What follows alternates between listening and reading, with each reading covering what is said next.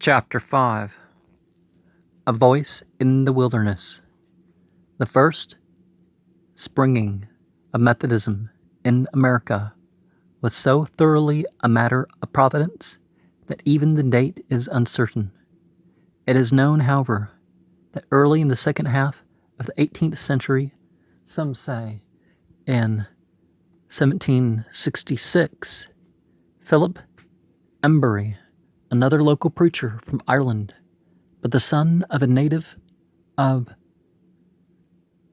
the Palatinate, with the aid of Captain Webb of His Majesty's troop, planted the cause in New York. A little later, Captain Webb visited Philadelphia, then the most important city on the continent, where his labors issued in the organization of a Methodist society. From the first, the soil of the New World proved friendly to the Wesleyan doctrines, and such was their spread that laborers from the mother country were soon in demand to reinforce the volunteer evangelists. The English Wesleyan Conference, which met at Leeds in 1769, appointed Richard Boardman and Joseph Pilmer to the work in America, Boardman being named assistant in charge. The mighty circuit, which now comprises nearly 300 annual conferences and approximately 8 millions of Methodist communicants, probably had then not above 300 members in society. When I left the Church of Jesus Christ of Latter-day Saints, I think they had 8 million members as well. 2 years later, that is, on October 27th, 1771, Francis Asbury debarked at Philadelphia from his long transatlantic voyage. With the arrival of Asbury, the history of American Methodism really began. At a glance, the new helper saw that the policy being pursued by Boardman would never evangelize the country. Boardman was deficient in resources and leadership, and had no power of initiative. His spirit was missionary, but he had little talent for evangelistic movement. The handful of preachers under him were largely cooped up in the cities of New York and Philadelphia. Asbury burned with itinerant zeal. His ideal was a thoroughly disciplined body of gospel rangers, going far and wide, preaching as they went. He would bring about the conquest of the continent through the foolishness of preaching. The future miracle of America's evangelization was pent within his peasant soul and struggled to manifest itself while he stood at the threshold of his new destiny. To his ideal and to his tireless labors to realize it, the church owes its itinerancy. He was the first of the preachers in America to form and regularly travel a circuit. Within 2 weeks of his arrival on the continent, he had preached a number of times in Philadelphia and had traveled the entire distance to New York on horseback, preaching as he went in in Pennsylvania, the Jerseys, and on Staten Island. Thus, he had set at once the pace which kept for nearly half a century as an American itinerant. General Assistant Boardman was appointed the newcomer to the labor as his associate for 3 months in New York City. It was just 16 days after his arrival in America that he preached for the first time in the pulpit of Asbury's chapel. he found Captain Webb in the city and almost immediately expressed his disapproval of the waste of labor. 3 preachers shut up for a whole winter to the charge of a single congregation. He would not consent to see it. In his journals, he poured out his soul in these words: I have not yet the thing which I seek, a circulation of the preachers. I am fixed to the Methodist plan. Now the Baha'i, they like to basically break up once they get a body of 9 and a 9 and 9, unless they build a nice big old center or something. Basically, yeah, they're going to keep expanding their groups. Circulation was his watchword, and he proceeded to circulate. Asking permission of no one, he struck out midweeks through the winter snows to build on new foundations. Westchester, a back settlement town 20 miles from New York, was first visited. There and at West Farms he preached 3 times. This was his beginning.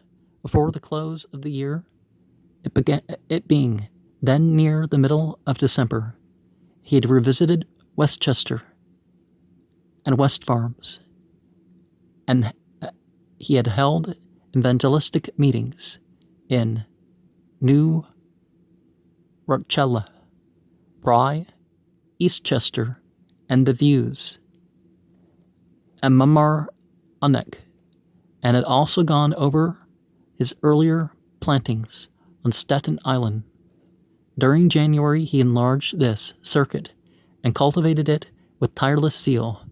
But this devotion was not without cost. Exposure to the rigorous winter brought on a variety of ailments. The first of those bodily afflictions from which he suffered during his long service in America. A little constrained rest brought him relief, and by the end of February, he was able to set off for a preaching tour through New Jersey. This journey, filled with evangelistic incidents, ended at Philadelphia early in April, when the first quarterly meeting for the year was held. Asbury's example had perceptibly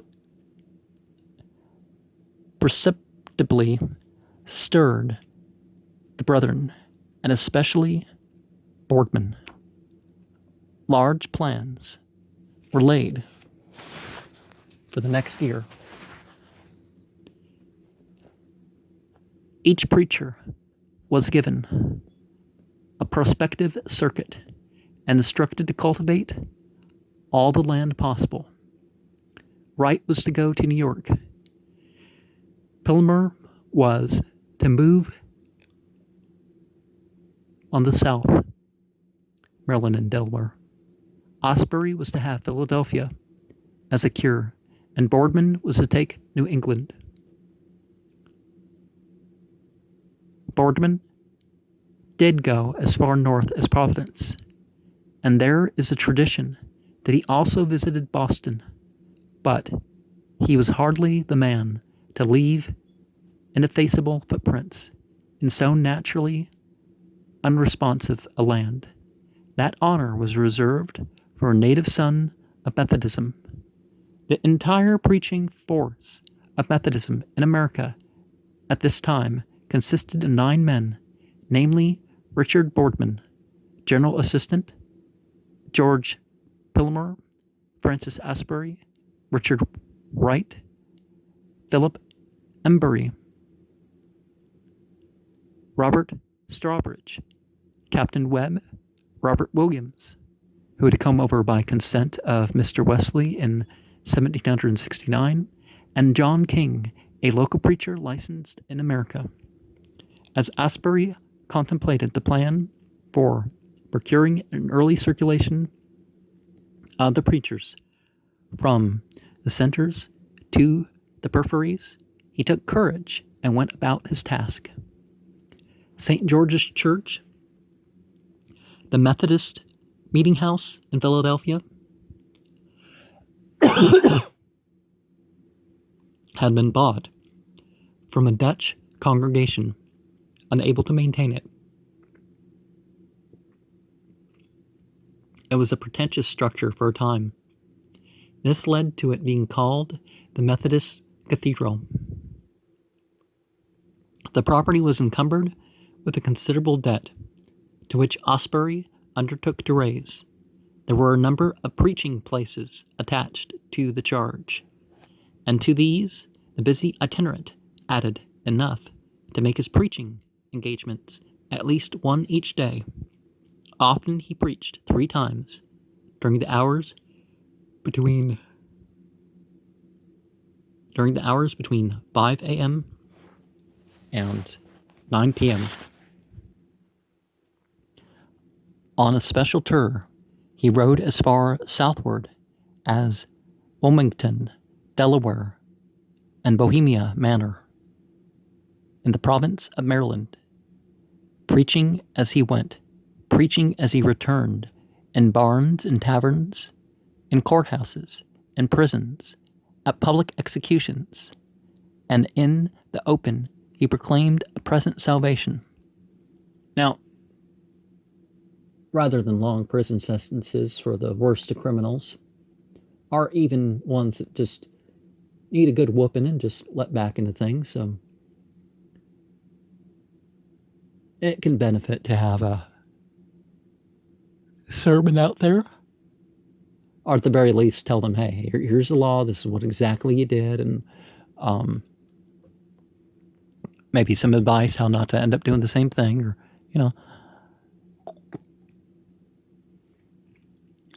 Nor was his way always smooth. Not only all but impassable roads, but indifferent and persecuting hearts of men impeded his progress. Yet of barons he found not a few, and had cheer without as within for turning homeward. His soliloquy was, I humbly hope that about 7 preachers of us will spread 700 or 800 miles and preach in as many places as we are able to attend. Modest as that hope now appears, it was then the expression of a confidence nothing short of heroism. Asbury was a Wesleyan, a rigid disciplinarian, and gave offense to the Philadelphians in his requirement of obedience to the rules of society. There were loud objections against his administration, but he met criticism calmly, read an epistle from Mr. Wesley approving his course, entered his own reflections in his journal, and preserved as he had begun. It was, no doubt, well for those heroic men and their causes that they were not permitted to continue in one stay. After an incumbency of 1 quarter, Asbury was called away from his troubles in Philadelphia to new ones in New York City. Thither he carried his methods of discipline used in his former charge, reinforcing them, as before, with the letter of Mr. Wesley. His predecessor's policy had produced much confusion. Neglect of class meeting restrictions had been encouraged. Even worldliness had not, as he judged, been properly rebuked. And these tendencies he set himself to correct. Steadily, firmly, he moved toward the standard which he had set. Sharp contests arose between him and his officials, but he kept his serenity, as also his purpose, and as was his wont, committed himself only to his journal. These vexatious concerns kept him much employed in the city, Still, he found time to swing out over his former backcountry field, including the region of New Rochelle and the Staten Island district. In the midst of these varying experiences, he was cheered by news of a great spiritual and temporal prosperity being enjoyed by the society in Philadelphia. So early indeed had his zeal for order and discipline been justified. The faithful word of correction, rejected at first, had at last been heeded, and had yielded to the peaceable fruits of righteousness. He was just turning his 27th year, and was also nearing the end of his quarter in New York, when an important letter came from Mr. Wesley. The inevitable had happened. That letter announced to Asbury his appointment to be general assistant of the work in America. Mr. Wesley, in sending Asbury out, had, no doubt, designed his advancement to this responsibility. If he had not a single year had shown him the advantages of the appointment, Boardman lacked the qualities which his younger collaborator possessed in so remarkable a degree. Near the end of October 1772, Vulgaris, Asbury started northward by stage to meet Mr. Boardman. Their conference was held at Princeton, the seat of the historic Presbyterian College. The precincts of colleges and universities were sacred ground to Asbury. Peasant bred and diplomoless though he was, if he was possessed of a single worldly ambition, it was that of being the founder of a real college for his people, and possibly the failure to realize this purpose was the chief disappointment of his life. It was natural, therefore, that he should improve his way in Princeton by visiting the college and its pious ex-president, the venerable Dr. Davies. Boardman accepted the promotion of his youthful colleague in a spirit of loyalty. He had no doubt anticipated it, but there was certainly at this time not enough worldly distinction in the position to make the attainment of it a matter of ambition, or the loss of it an occasion for rancor. Whatever his feeling, Boardman certainly behaved well, and reflected credit upon himself and his calling. After a brief consultation, the preachers were stationed, Asbury designating himself to labor for 6 months in Maryland. To no man so much as Francis Asbury in Maryland, indebted for early gospel seed sowing. To Maryland he had gave the best labors of his life, and an extraordinary measure of patriotic affection. His best beloved and forever loyal friends were those generous Maryland gentlefolk who had welcomed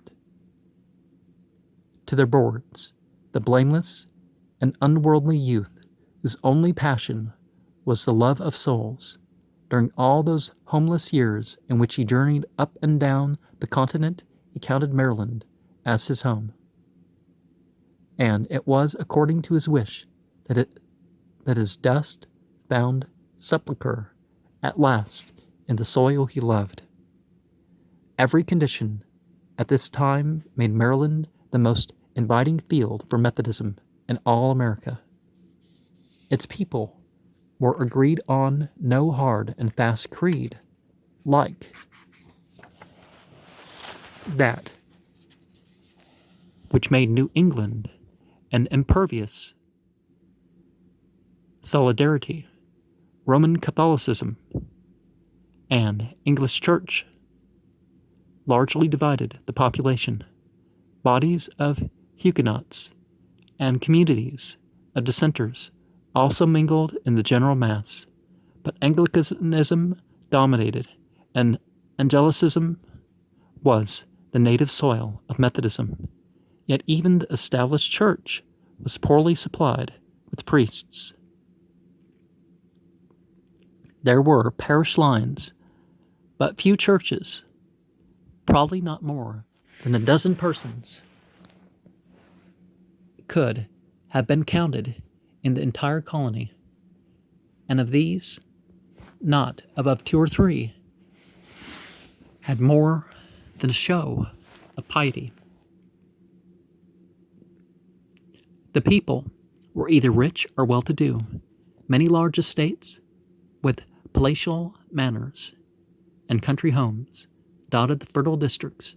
Tobacco, then perhaps the most profitable commodity known to commerce, was the chief product. Slaveholding had created, or perhaps had attracted from other colonies and the mother colony, a wealthy aristocracy.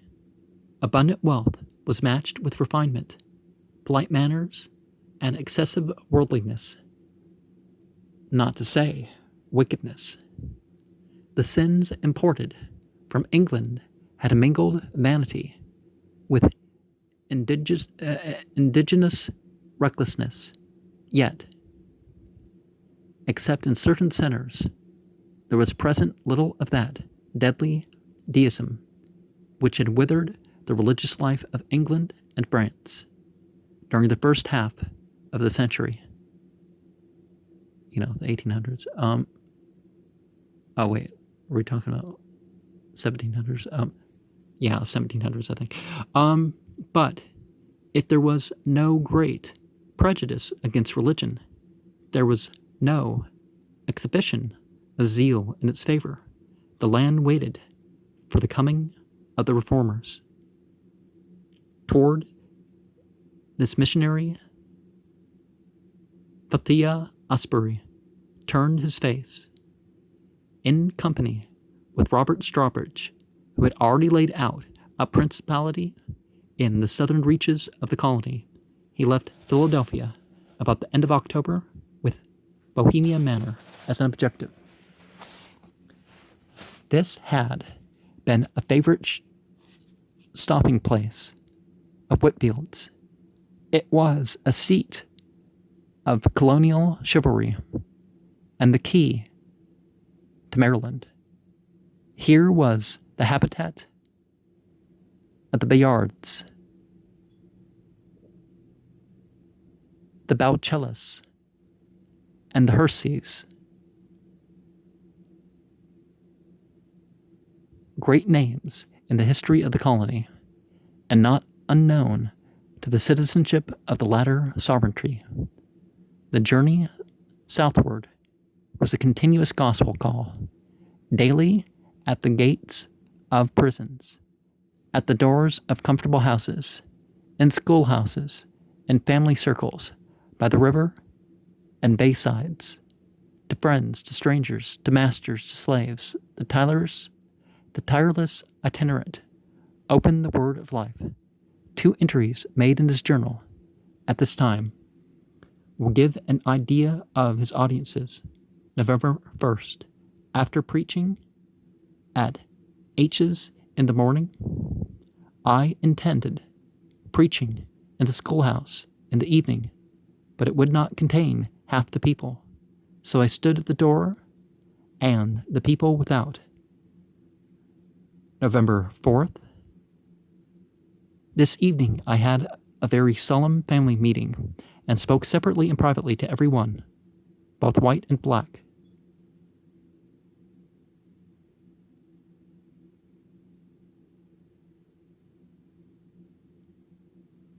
So, did he have slaves? Is that what they're saying? Oh, and there were more black slaves than his own family members? From Bohemia Manor, he pressed on through northern and western Maryland, preaching and exhorting daily, and praying in the homes which he entered. Well, he joined at someone's family meeting, I guess. The fruits were large. Though a measure of real persecution was experienced.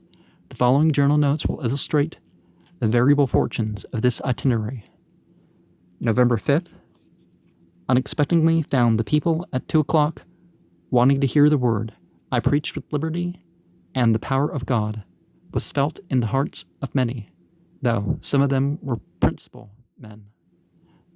November 19th, a poor, unhappy man abused me much on the road. He cursed, swore, and threw stones at me, but I found it my duty to talk to him and show him his danger. December 3rd, preached at James Presbytery's to many people who could feel the word, and with much power in my own soul.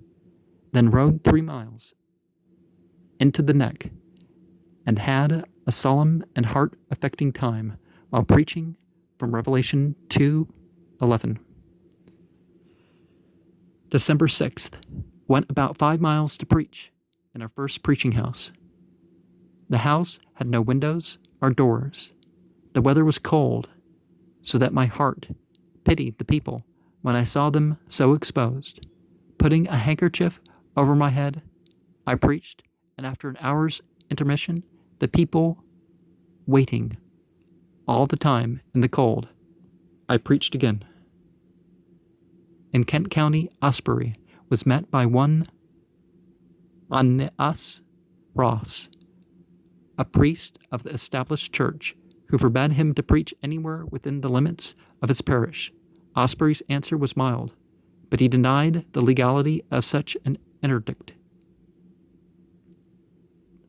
The rejoinder of the priest was imperious, not to say insulting, whereupon the lay representative of Reverend John Wesley informed the churchman that he had come into those parts to preach, and preach he would without regard to inhibition. Thereupon the parson pushed a controversy upon the visitor, and got the worst of it, which greatly delighted the people of the parish, who cared little for the parson's ministry, and paid their tobacco tithe only because it was levied by law. Asbury preached on the spot, not once but twice, and many great people of the county heard the tidings gladly. After 6 weeks, the itinerant had completed the round of his extended circuit, and was back, having traveled not less than 300 miles, and having preached probably no fewer than 100 sermons, and delivered as many exhortations. On December 23rd, 1772, was held in the Maryland Circuit the first quarterly meeting in America of which we have a definite account. It was certainly the first worthy of the name. Those quarterly gatherings called by the boardman during the previous year being merely informal interviews, at which he announced the assignment of his helpers. This meeting was disciplinary and fiscal, and permanent notes of its proceedings were kept. The characters of the preachers and exhorters were examined. The corterage was divided, and Asbury strictly interpreted the rules for the conduct of the work. It was at this meeting that he formally disapproved of Strawbridge's course in assuming to administer the sacraments. He undertook to put the Irishman under the rule, but Strawbridge would not yield the point, and Asbury was constrained to tolerate the innovation. This was the germ of that historic sacramental controversy which came so near disrupting the American societies some years later. Well, if the ritual's sound, or if it's not sound, some worldly approval of your authority shouldn't really matter, should it? 5 helpers were present at this meeting. The colony of Maryland outside of Baltimore, and contiguous points was divided amongst the helpers, Asbury receiving to himself the city and its neighborhood. Baltimore was at this time an important continental port, with probably 6,000 population. The general assistant was even then able to divine something of its future importance to Methodism. On Christmas Day, 1772, Asbury made his first entry into Baltimore. That was exactly 14 years before his consecration to the episcopacy. From that day to the end of his life, his name was closely associated with the religious life of the city. There had been Methodist preaching in Baltimore before Asbury's time. John King had preached there in 1770 and in 1772. Both Pillmore and Boardman visited it in their rounds. It is claimed on good authority that the first society was organized in Baltimore in June 1772. Asbury preached there for the first time January 3rd, 1773, to a large congregation, and with decided effect. The society was revived and strengthened, and in due time the foundations of the first chapel were laid. As might be expected, Baltimore City served Asbury only as a base of operation. From January until the end of March, he was putting in every day not necessary to be spent in Baltimore in evangelizing through a wide reach of adjacent country. Not a few families whose names have become historic in Methodism were at this time gathered into the societies in Maryland, over which he had immediate charge. By the end of the year, the members in society in the colony numbered 500, being one half of all Methodists on the American continent. The winter was an exceptionally rigorous one, and Asbury's bodily ailments were aggravated by his constant exposure and travel. Also disturbing news came from the north, from New York and Philadelphia. Trouble was at hand. Human jealousies were at work amongst the saints.